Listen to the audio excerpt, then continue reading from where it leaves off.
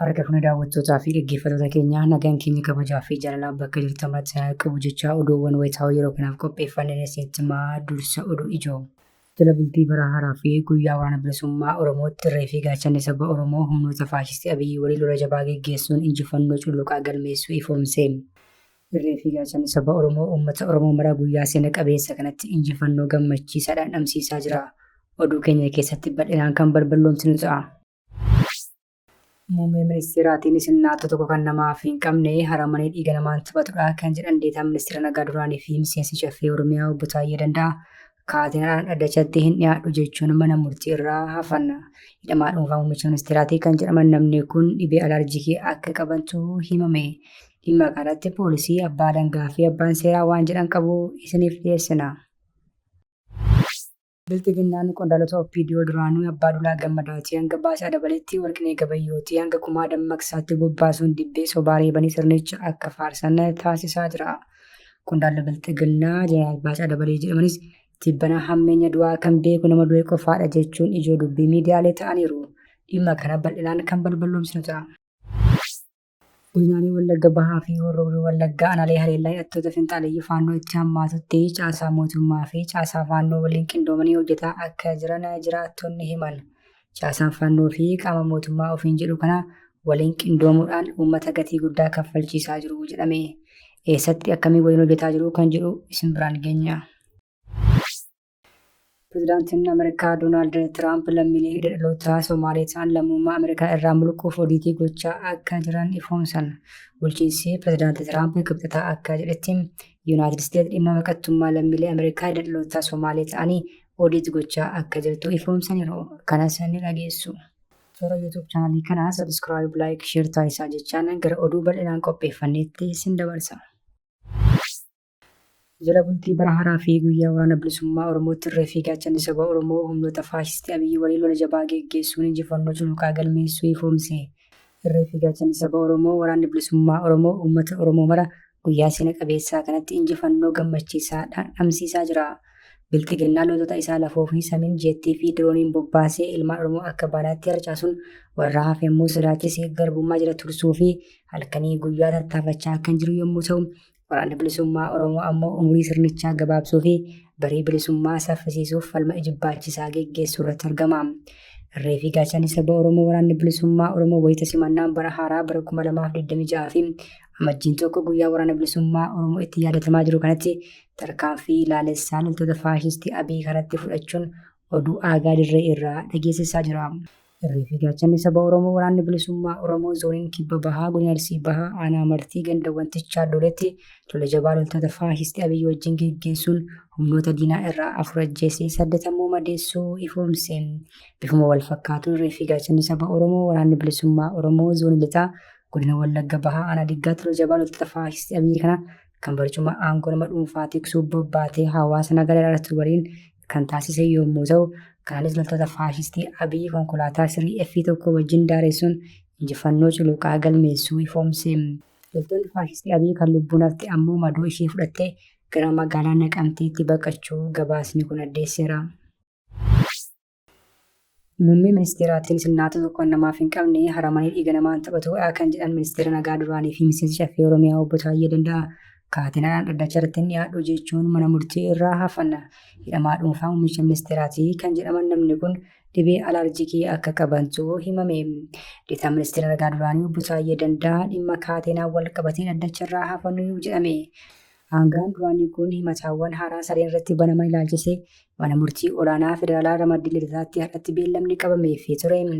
Manni murtichaa himataa abbaa alangaa fi mormii himataa obbo Taayyeen dhiyeeffatan qorate jala murtii laachuuf ture kan guyyaa har'aatti beellama qabate.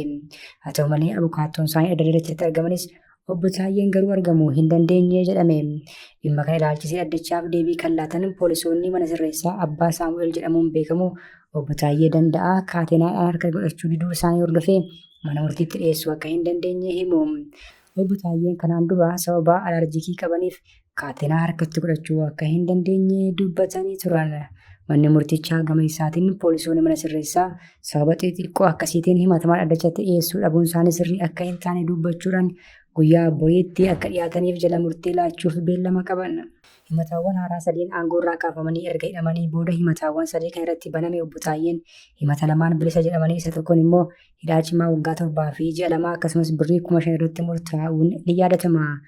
Ji'a tokko dura immoo gaaffii fi deebii toora miidiyaa hawaasummaa Horni Konverzeeshin jedhamu waliin taasisan ka'umsa godhachuudhaan himataawwan haaraa sadiitu irratti baname. Abukaatoo himatamaa kan ta'an obbo Abarraa Nigus himataawwan haaraa sadeen keessaa inni jalqabaa himata obbo Taayyeen kanaan dura Birsettiin jedhaman keessaa isa tokkoon akka wal fakkaatu eeruun himanni kunis siree akka bara 1996 bahee keewwata 257 kan ilaallatu akka ta'ee fi gaaffii fi deebii kanaan dura BBC waliin taasisanii himanii turan. Himanni jalqabaa humnootii biroo waliin waloomuu hokkara kaasuun mootummaa filame humnaan diiguu kan jedhudha. Himanni inni lammaffaan ammoo raayyaa ittisaa ilaalchisee odeeffannoo sobaa fi dogoggorsiisaa ta'ee dubbataniiru kan jedhudha. Himanni kun haleellaa Izii Kaabaa irratti raawwatamee fi dhimmoota biroo ilaalchisee odeeffannoo dogoggorsiisaa fi sobaa ta'e kennaniiru kan jedhu.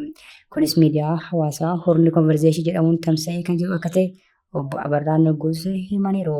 Himanni sadaffaan immoo gaaffii fi deebii Horni Konverzeeshin waliin taasisanii fi kutaalee sadiin tamsa'e irratti sirna seeraan hundaa'e irratti duula gochuun yakka mootummaa biyyattii sarbuu kan jedhudha jedhan. Himanni obbo Taayyee irratti saaqamni lammaffaan siree akka bara 1996 bahee keewwata 337 kan ilaallatu yommuu ta'u, himanni sadaffaan ammoo keewwata 244 kan ilaallatu akka ta'es dubbachuun isaanii inni yaadatama. Biltiginnaan qondaaltota OPDO duraanii Abbaa Lolaa Gammadaatii hanga Baacaa Dabaleetti Warqinee Gabayyootii hanga Kumaa Dammaqsaatti bobbaasuun dibbee sobaa reebanii sirnicha akka faarsan taasisaa jira. Qondaalli Biltiginnaa Jeneraal Baacaa Dabalee jedhanis dhibbana hammeenya du'aa kan beeku nama du'e qofaadha jechuun ijoo dubbii miidiyaalee ta'aniiru. Qondaalli Biltiginnaa fi OPDO duraanii akkasumas booji'amaa Shaabiyaa kan turan Jeneraal Baacaa Dabalee jibbanaa kitaabaa Farriqee Lolaa jedhu barreessuun eebbisiisaniiru. Qondaalli Biltiginnaa kun afgaaffii karaa Faanaa TV tamsa irratti hammeenya du'aa kan beeku nama du'edha jechuun isaanii ammoo ijoo dubbii miidiyaalee ta'eera. እዚህ ጽሁፍ ላይ በደንብ አይተው ከሆነ የጦርነትን አስከፊነት የሚያውቅ የሞተ ሰው ነው። የጦርነትን መጨረሻ የሚያውቅ የሞተ ሰው ነው። Namni du'e tokko guutummaatti kan obbaafate yoo ta'u, qaamoleen biraa isaas ta'e hafuurri isaa hojiirra waan hin jirreef haala kamiin hammeenya du'aa hubachuu danda'a kanneen jedhan heddummaataniiru. Kan biraan Jeneraal Baacaan kitaaba waa'ee Farriqee Lolaa kan barreesse akka Afrikaatti na qofaadha jechuun namni isaan osoo hin jajin ofuma isaaniitii of jajaniiru. Jeneraalli kun bara wayyaanee keessa muuxannoo lolaa gahaa hin qabdan jedhamuun soorama baafamanii lafa taa'aa kan turan yommuu ta'u, Biltiginnaan yeroo lola kaabaa bakka isaan jiranii waamee aangoo itti kennuun lolchiisaa ture. Ofii isaanii of dhaadhessaa kan turan qondaalli Biltiginnaa kun waraana bilisummaa Oromoo hidhattoota finxaaleeyyii Faannoo fi garee TPLF kan deeggaraa fi hidhachiisaa jiru Shaabiyaadha jechuun gooftaa isaanii durii yakkaniiru. Godinaalee Wallagga Bahaa fi Horroo Wallaggaa aanaalee haleellaan hidhattoota finxaaleeyyii Faannoo itti hammaatutti caasaa mootummaa fi caasaa Faannootu waliin qindoomee hojjetaa jira jechuun jiraattonni himaniiru. Caasaan Faannoo fi qaama mootummaa ofiin jedhu kanaa wal makuun uummata gatii guddaa kaffalchiisaa jiru jedhame. Gariin caasaa mootummaa hoogganaa humna finxaalessaa waliin hojjeta. Gariin ofii hooggansa mootummaa ta'ee muudamee maatiin isaa immoo Faannoo naannawaa sana socho'u hooggana. Gariin immoo gaafa barbaade Faannoo hooggana. Yeroo fedhe immoo dhufee caasaa mootummaatti makamee uummata akka hoogganu taasifamaa jiru jiraattonni yaada kennan. Akka fakkeenyaatti yeroo dubbatan bulchaan aanaa Giddaa Ayyaanaa kan turan dhiyeenya kana aangoo irraa kan kaafaman obbo Huunenyaa Darajjee obboleessi isaanii warra Faannoo Izii Wallaggaa jedhamee gurmeeffame keessaa tokko akka ta'an himu. Obbo Huunenyaa Darajjee yeroo dheeraaf aanaa Giddaa Ayyaanaa hoogganaa kan turan yommuu ta'u, obboleessi isaanii immoo Faannoo hoogganaa Giddaa Ayyaanaatti badii guddaatu uummata irra gahaa jira jedhu jiraattonni yaada kennan. Obbo Huunenyaa bulchaa aanaa Giddaa Ayyaanaa irraa kaafamanii amma immoo hoogganaa waajjira Biltiginnaa aanaa Saasiggaa godhamanii muudamanii. Hooggansa dhaabaa jechuun qaama olaanaa muudamtoota aanichaa hoogganu jechuudha. Rakkoon akka kanaa godinaalee Wallagga Bahaa fi Horroo Wallaggaa keessatti bal'aadha jedhu jiraattonni yaada isaanii kennan. Fakkeenyi biraa yeroo kaasan ammoo namni Damaam Asnaaqoo jedhamu naannoo Amaaraa irraa gara godina Wallagga Bahaa aanaa Kiramuu ganda Ashoo Kusaayee dhufee qubatee jedhu. Namni kun bara 2017 waraana Gimboot sabaatti qindeessee aanaa Kiramuu galchuun lola jabaa kaasee akka ture jedheeru. Isaan booda daldalaa waan tureef qabeenya qabu fayyadamuun Faannoo aanaa Kiramuutti qindeessuu isaa himu. Namumti kun bara 2015 irraa eegalee immoo milishaa aanaa Kiramuu ta'ee caasaa aanaatiin caasaa mootummaa keessa akka galu taasifamuu dubbatan. Mootummaa keessa taa'ee Faannoof hojjetaa tures jedhu. Erga waggoota 3 milishaa aanaa Kiramuu ta'e immoo amma deebi'ee faannootti makamee jedhan. Kananneen fakkeenyaaf kaafne malee rakkoo akkanaa hedduu jira jechuun jiraattonni eeruu isaanii kennan. Hooggantoonni olaanoon alallee hedduun faannoo waliin ifatti akka hojjetan osoo beekamu mootummaan garuu callisee akka ilaalu dubbataniiru. Warri mootummaan milishaa jedhee leenjisee hidhachiise gamtokkoon milishaa mootummaati jecha dugda duubaan ammoo humna finxaalayyee faannoo waliin hojjetaa kanneen jiranillee hedduu akka ta'an jiraattonni dubbataniiru. Waliin qindoomuun kun hanga hin sirrannetti rakkoon kun hundeen furmaata argachuu dhiisuu mala jedhu jiraattonni yaada isaanii kennaniin. Ameerikaan lammiilee daldaltootaa Somaalee ta'an lammummaa Ameerikaa irraa mulquuf hojii gochaa jirti. Bulchiinsi pirezidaantii Tiraamp kibxata kaleessaa akka jedhetti Yuunaayitid Isteetsi dhimma baqattummaa lammiilee Ameerikaa daldaltootaa Somaalee ta'anii hojii gochaa akka jirtu ibsan. Sakatteensi yookiin hojii ragaa baqattummaa lammiilee kanneen keessatti yoo waliin dhahuun qorannoodhaan irra gahame lammummaan irraa mulqama yookaan haqamaa jedha. Akkaataa seera Ameerikaatti namni tokko waliin dhahuun lammummaa yoo argate lammummaan sun irraa mulqamaa jedhan hooggantuun itti aantuun dhimma nageenya biyyoolessaa Tiriishaa Makaaleefiin. Lammummaa mulquun kun darbee tarkaanfii fudhatamuu fi waggoota waan fudhatudha. Waggoota 1990 fi 2017 gidduutti dhimmoonni akkanaa 11 qofti kan raawwataman akka ta'e agarsiisa odeeffannoo wiirtuu baqattootaa irraa argame.